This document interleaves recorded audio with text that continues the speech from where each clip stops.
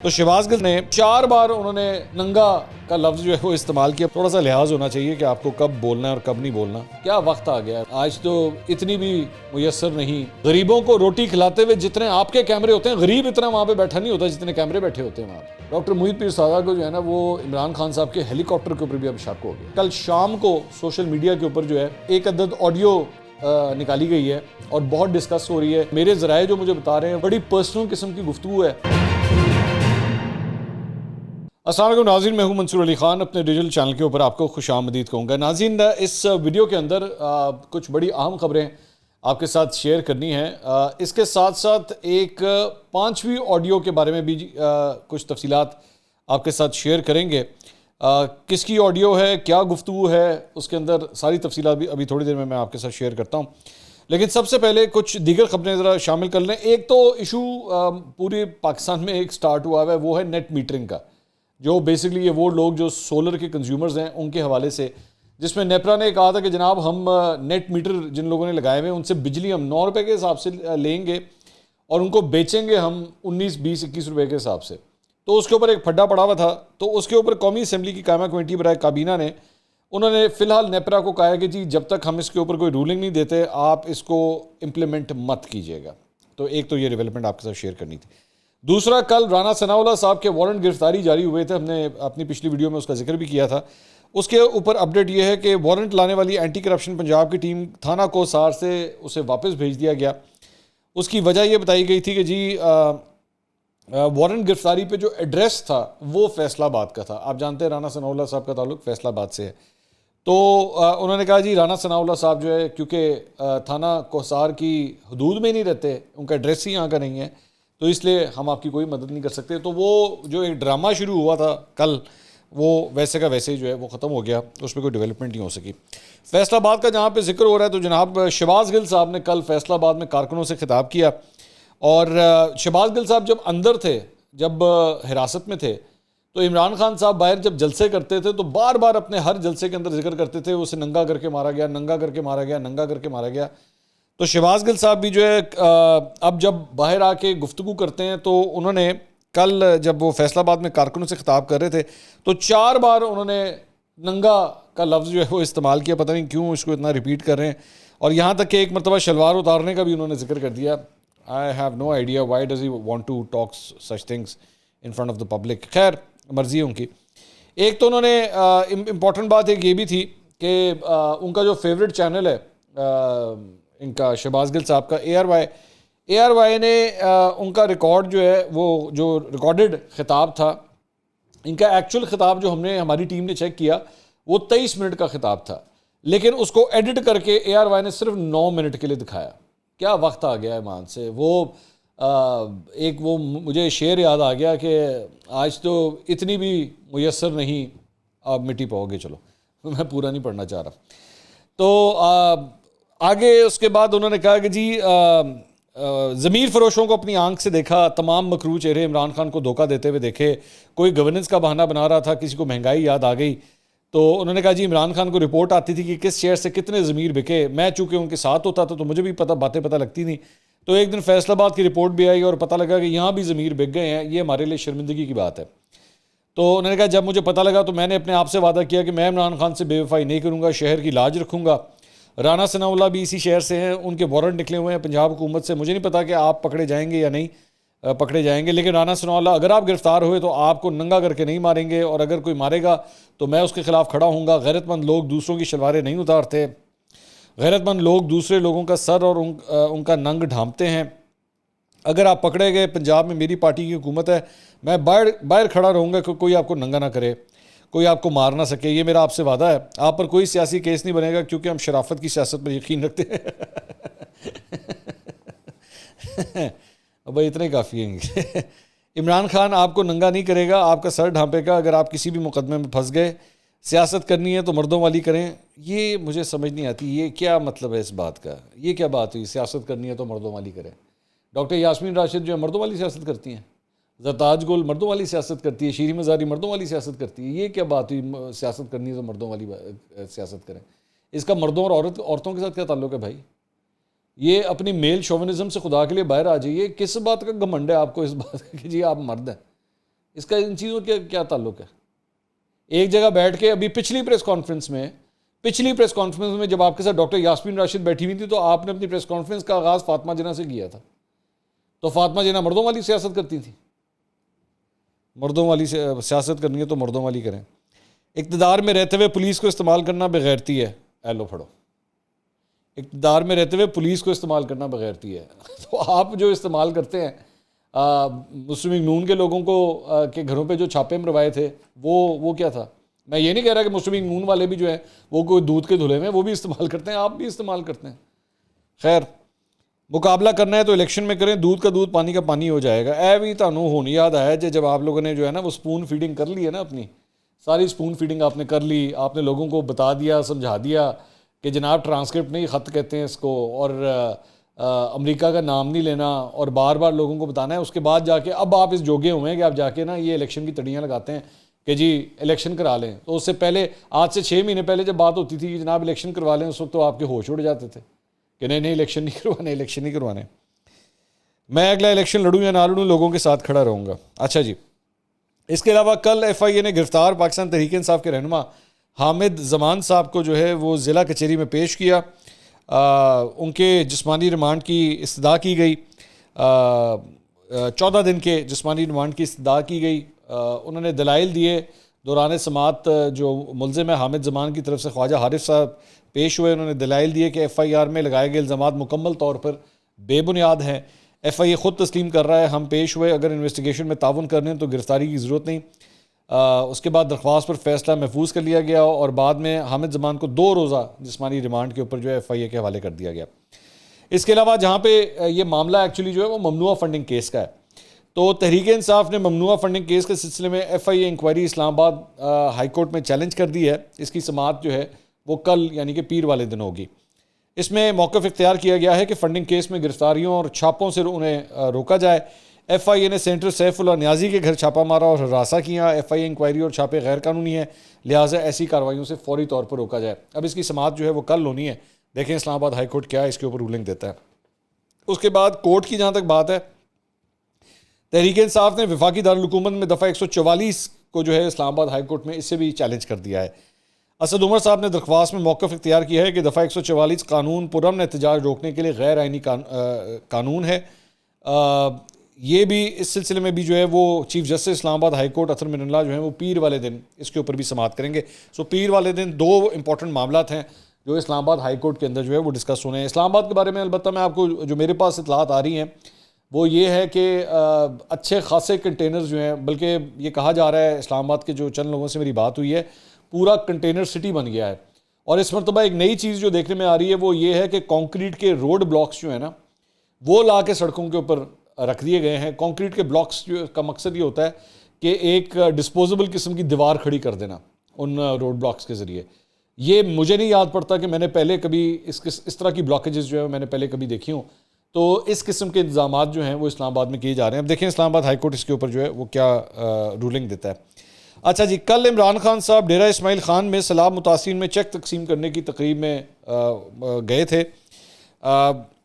تلاوت قرآن پاک کے دوران عمران خان صاحب اور علی امین گنڈا پور صاحب جو ہے وہ آپس میں مسلسل بات چیت کر رہے تھے. تھوڑا سا لحاظ ہونا چاہیے کہ آپ کو کب بولنا ہے اور کب نہیں بولنا, ایک موقع ہوتا ہے ہر چیز کا. خیر, علی امین گنڈا پور صاحب نے جو خطاب کیا وہ بڑا ضروری ہے, کیونکہ آگے چل کے میں آپ کو بتاتا ہوں کیوں وہ ضروری ہے. انہوں نے کہا جی اسٹیشن کمانڈر کا شکر گزار ہوں کہ انہوں نے ہمیں ہیلی کاپٹر مہیا کیا اور ہم نے صوبائی حکومت کا راشن بذریعہ ہیلی کاپٹر متاثرین تک پہنچایا اور اس سے کافی ہمیں ریلیف کا کام ملا.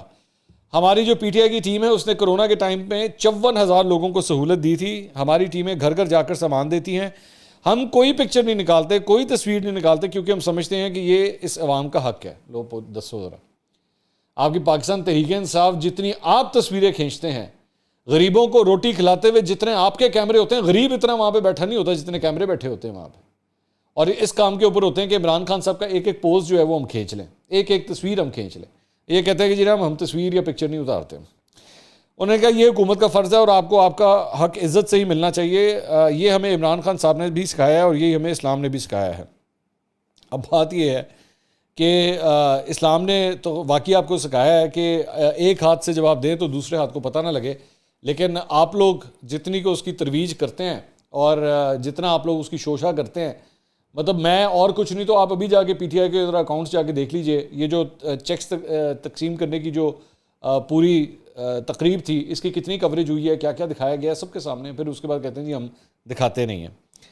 اچھا، اس کے بعد انہوں نے کہا کہ جی اللہ تعالیٰ یا تو عذاب لاتا ہے اپنے لوگوں پر، یا اللہ تعالیٰ اپنے لوگوں سے امتحان لیتا ہے۔ وہ امتحان کیوں لیتا ہے؟ کیونکہ وہ چیک کرتا ہے کیا میرے لوگ میری انسانیت کے ساتھ کھڑے ہوتے ہیں یا نہیں۔ تو ہم نے اس امتحان میں کامیاب ہونا ہے، سرخرو ہونا ہے۔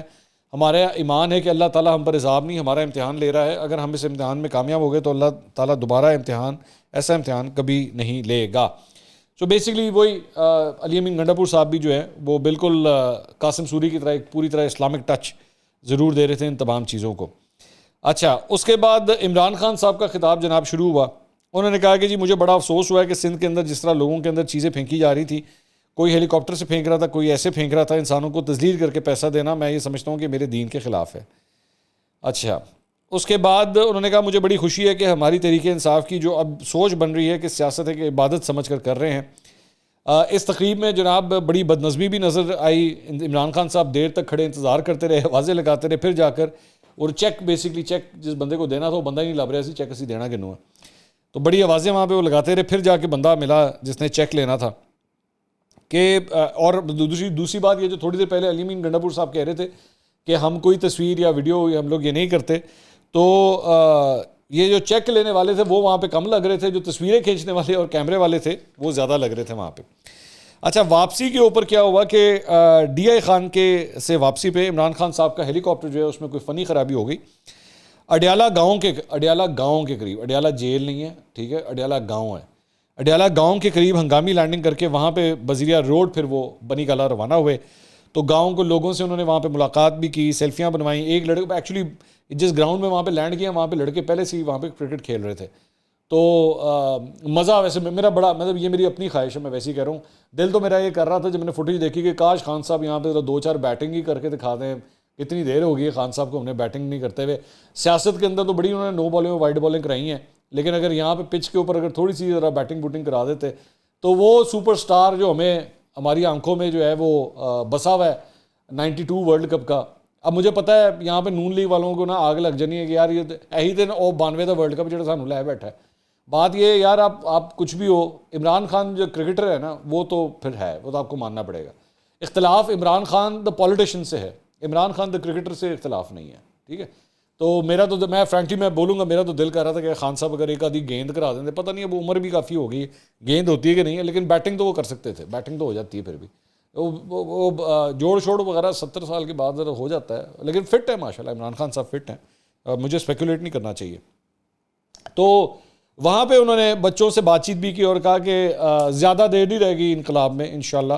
ایک بات بتا دوں، کوئی نہیں روک سکتا اس کو۔ تو ایک آدمی نے وہاں پہ بتایا کہ یہ حلقہ NA 63 ہے اور یہاں پر MA نے جو ہے وہ سرور خان صاحب، یہ ان کا حلقہ ہے۔ تو عمران خان صاحب نے کہا یہ وہی ہے نا جو پہلے نثار کا تھا، یعنی یہ حلقہ جو ہے، تو وہ جو مقامی شخص تھا اس نے کہا جی ہاں۔ تو عمران خان صاحب نے کہا تو چودھری نثار کی کیا پوزیشن ہے یہاں پہ؟ تو وہاں کا جو مقامی شخص تھا اس نے کہا جی چودھری نثار نے بھی اپنے دور میں کام کرائے ہیں، سرور خان نے بھی کافی کام کروائے ہیں یہاں پہ۔ تو عمران خان صاحب نے پوچھا کہ کس کی پوزیشن بہتر ہے، نثار کی یا چودھری سرور کی؟ انہوں نے غلطی سے چودھری سرور کہہ دیا۔ تو چودھری سرور صاحب کو بھی ذرا خوش ہو رہے ہیں، چودھری صاحب آج بھی آپ جو ہے نا وہ روح کے اندر اور دماغ کے اندر آج بھی بستے ہیں۔ خیر، تو مقامی جو شخص تھا اس نے کہا جی PTI کا دور ہے۔ تو اب وہ بیچارہ مطلب سامنے عمران خان کھڑے ہو پہ کی کہنا، انہیں یہی کہنا سی بھائی جان، وہ عمران خان صاحب کو آپ لڑکانہ میں بھی اتار دیں گے تو وہاں کا بندہ بھی یہی کہے گا بھائی جان یہ بھی تاڑا ہی ہے گا، تسی بے فکر ہو۔ آپ اس کو رائیونڈ بھی اتار دیں گے تو وہ بھی کہے گا بھائی جان یہ بھی تاڑا ہی ہے گا۔ ساری بات ہے، ایک پارٹی کا سربراہ سامنے کھڑا ہے تو اس نے کیا کہنا ہے آگے سے، لیکن ہوگا بھی، مطلب ہو سکتا ہے کہ واقعی ہو۔ غلام سرور صاحب وہاں پہ کافی ایکٹیو ہیں وہاں پہ۔ تو عمران خان صاحب نے کہا چلو شکر ہے، اللہ الحق ہے، سچ کا خدا ہے۔ تو اس کے بعد وہاں پہ جو بچے تھے ان سے بھی کرکٹ اور کرکٹ سے متعلق جو ہے بات چیت کی، شاہین آفریدی کا پوچھا، حارث رؤوف کی انہوں نے تعریف کی۔ تو بہرحال اب ان کی یہ جو ہیلی کاپٹر کے اندر جو بھی یہ فنی خرابی ہوئی ہے، اللہ کا شکر ہے کوئی نقصان نہیں ہوا، کوئی ایسی بات نہیں ہوئی۔ لیکن ڈاکٹر محیط پیرزادہ جو ہے نا وہ انہوں نے ایک ٹویٹ کیا ہے، وہ میں ضرور شیئر کرنا چاہوں گا آپ کے ساتھ۔